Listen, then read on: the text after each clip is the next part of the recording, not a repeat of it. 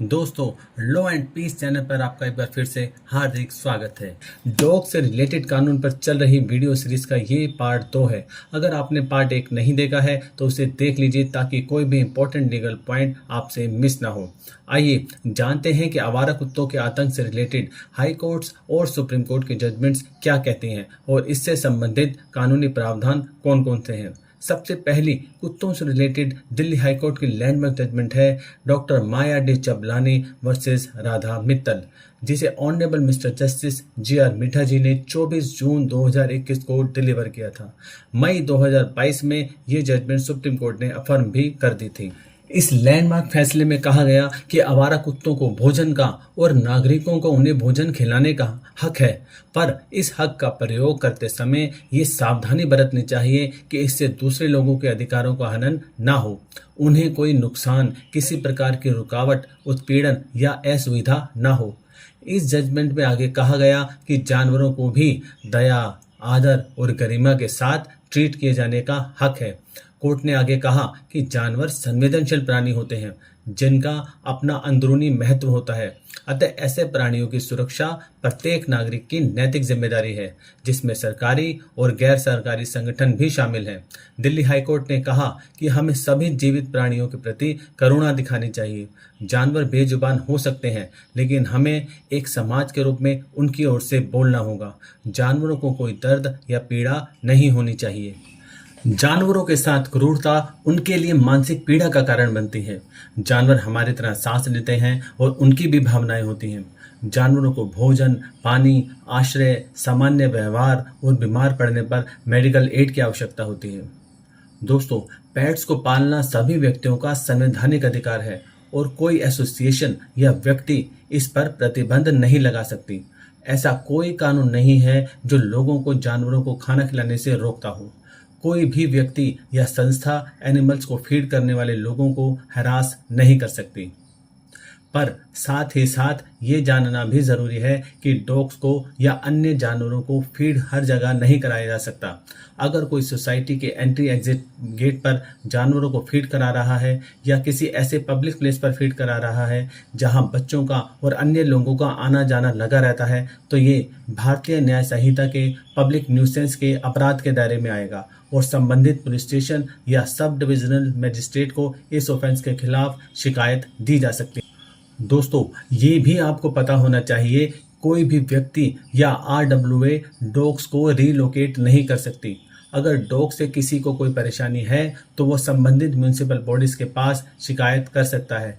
ये बॉडीज नसबंदी और टीकाकरण के बाद डॉग्स को वहीं छोड़ेंगी जहां से उन्हें पकड़कर ले जाया गया था। दोस्तों, अगर आपने गलती से भी किसी जानवर पर अत्याचार किया तो आप पर the prevention of cruelties to animals act के सेक्शन 11 के तहत मुकदमा दर्ज हो सकता है। इस सेक्शन में दोषी पाए जाने पर 3 महीने तक की सजा और जुर्माना हो सकता है। आपकी जानकारी के लिए बता दें कि जानवरों पर क्रूरता करना पहले सेक्शन 428 और 429 इंडियन पिनल कोड में दंडनीय था, जो अब सेक्शन 325 भारतीय न्याय संहिता में दंडनीय बना दिया गया है। भारतीय न्याय संहिता की धारा 325 कहती है, अगर कोई व्यक्ति किसी जानवरों को मारकर या जहर देकर या अपंग बनाकर या किसी भी अन्य तरीके से अनुपयोगी बना देने जैसी शरारत करता है तो उसे 5 साल तक की सजा या जुर्माना या दोनों हो सकते हैं। यहाँ ये जानना भी जरूरी है कि हायर कोर्ट्स ने कई बार अपने जजमेंट्स में संविधान के अनुच्छेद 21 के तहत राइट टू लाइफ में जानवरों की लाइफ को भी शामिल माना है। कोर्ट्स का कहना है कि जो इंसानों का जीवन का अधिकार है उसके अंदर इंसान के लिए एक हेल्दी इन्वायरमेंट होना जरूरी है और हेल्दी इन्वायरमेंट के अंदर जानवरों का सुखपूर्ण तरीके से रहना भी शामिल होता है। साथ ही साथ भारत के संविधान के अनुच्छेद 51A(G) के अंतर्गत भी हम सभी का ये मौलिक कर्तव्य है कि हम सभी प्राणियों के प्रति दया की भावना रखें। इसके अलावा इन्वायरमेंट प्रोटेक्शन एक्ट में भी एनिमल्स के वेलबींग के लिए प्रोविजंस दिए गए हैं। वाइल्ड लाइफ प्रोटेक्शन एक्ट 1972 भी जानवरों की सुरक्षा के लिए बनाया गया है। दोस्तों, आप जानते ही हैं कि डॉग बाइट की घटनाएं पूरे भारत में हो रही हैं। डॉग्स के आतंक को रोकने के लिए पूरे भारत की कई हाई कोर्ट्स में लोगों द्वारा पिटीशंस फाइल की गई थी। इन सभी पिटीशंस को क्लब करके एक केस सुप्रीम कोर्ट में चल रहा था। लोग इंतजार कर रहे थे कि माननीय सुप्रीम कोर्ट से कोई लैंडमार्क जजमेंट आएगी और सुप्रीम कोर्ट के डायरेक्शन से डॉग न्यूसेंस से रिलेटेड कोई ठोस सॉल्यूशन निकलेगा। पर आपकी जानकारी के लिए बता दें कि ये पिटीशन, जिसका टाइटल था animal welfare board versus people for elimination of state troubles, इस जजमेंट में सुप्रीम कोर्ट ने कहा कि प्रिवेंशन ऑफ क्रुएल्टी एक्ट में लोगों की सुरक्षा के लिए कुत्तों की नसबंदी का प्रावधान है।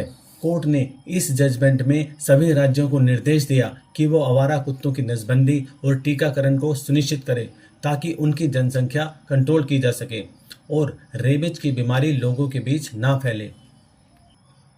सुप्रीम कोर्ट ने 9 मई 2024 को ये कहकर इस पिटीशन को डिस्पोज ऑफ कर दिया कि अब एनिमल बर्थ कंट्रोल रूल्स 2001 की जगह एनिमल बर्थ कंट्रोल रूल्स 2023 आ गए हैं, जिसका 10 मार्च 2023 को नोटिफिकेशन भी हो गया है। ऑनरेबल जस्टिस संजय कैरोल और honourable mister justice JK. Maheshwari की बेंच ने कहा कि पिटिशनर्स संबंधित हाईकोर्ट जाएं और हाईकोर्ट ही इन पिटिशंस पर फैसला देगी। सुप्रीम कोर्ट ने आगे कहा कि स्ट्रीट डॉग्स और ह्यूमन कन्फ्लिक्ट बहुत बढ़ गए हैं और इसके लिए लोकल बॉडीज रिस्पॉन्सिबल होंगी। नए रूल्स में स्टेरिलाइजेशन और वैक्सीनेशन के प्रोविजंस दिए गए हैं जो कि इम्प्लीमेंट किए जाने चाहिए। ऑनरेबल सुप्रीम कोर्ट ने आगे कहा कि लोगों की सुरक्षा और पशुओं के अधिकारों के बीच संतुलन बनाकर रखना होगा। दोस्तों, आपकी जानकारी के लिए बता दें कि ऑनरेबल पंजाब और हरियाणा हाई कोर्ट ने अपनी एक जजमेंट में कहा था कि कुत्तों के काटने के एक दांत के निशान के लिए कम से कम 10,000 रुपये की आर्थिक मदद दी जानी होगी और अगर कुत्ते ने शरीर से मांस ही नोच लिया है तो 0.2 सेंटीमीटर के घाव के लिए कम से कम 20,000 रुपये की आर्थिक मदद सरकार को देनी होगी। एमसीडी रूल्स कहता है कि पेट के मालिकों को अपने पेट्स को रजिस्टर कराना और एंटी रेबीज वैक्सीनेशन करवाना अनिवार्य है। सभी पेट्स को कॉलर जिसके साथ ऑथोराइज्ड टोकन जुड़ा हो पहनाना भी ज़रूरी है। अगर किसी का पेट किसी को काट ले और उस जानवर को एंटी रेबीज का इंजेक्शन ना लगा हो तो उसे संबंधित अथॉरिटी को ये बात बतानी होगी। डॉग के अपशिष्ट को न हटाने पर 500 रुपये के जुर्माने का भी प्रावधान है जो कि सॉलिड वेस्ट मैनेजमेंट रूल्स में दिया गया है। Animal welfare board of India कहता है कि जानवरों के मालिकों को पेट डॉग्स को हेल्थ और वैक्सीनेशन का ध्यान रखना होगा। RWAs और अपार्टमेंट्स जानवरों को पालने पर प्रतिबंध नहीं लगा सकती। कॉमन एरिया में पालतू कुत्तों को लीश के साथ घुमाना चाहिए, पर RWAs उन्हें हर कुत्ते को मजल पहनाने के लिए नहीं कह सकती। तो दोस्तों, इस वीडियो में बस इतना ही। पार्ट 1 में हमने भारतीय न्याय संहिता के पालतू जानवरों से रिलेटेड सेक्शंस को जाना और इस पार्ट 2 के वीडियो में हमने हाई कोर्ट और सुप्रीम कोर्ट की महत्वपूर्ण लैंडमार्क जजमेंट्स को और लोकल बॉडीज के अन्य प्रावधानों से खुद को अवगत कराया। अब थर्ड और अंतिम पार्ट में हम जानेंगे कि एनिमल बर्थ कंट्रोल रूल्स में ऐसा क्या लिखा है कि सुप्रीम कोर्ट ने डॉग से रिलेटेड सभी पिटिशंस को एक साथ डिस्पोज ऑफ कर दिया और इन रूल्स में रेजिडेंट्स वेलफेयर एसोसिएशन की क्या ड्यूटीज दी गई हैं। पार्ट 3 में सबसे इम्पोर्टेंट पॉइंट जो हम जानेंगे वो है कि इस देशव्यापी समस्या का क्या संभावित हल हो सकता है। आपके हमारे चैनल को प्यार और सपोर्ट के लिए तहे दिल से धन्यवाद। तो मिलते हैं आपसे अगले वीडियो में, तब तक के लिए जय हिंद, जय भारत।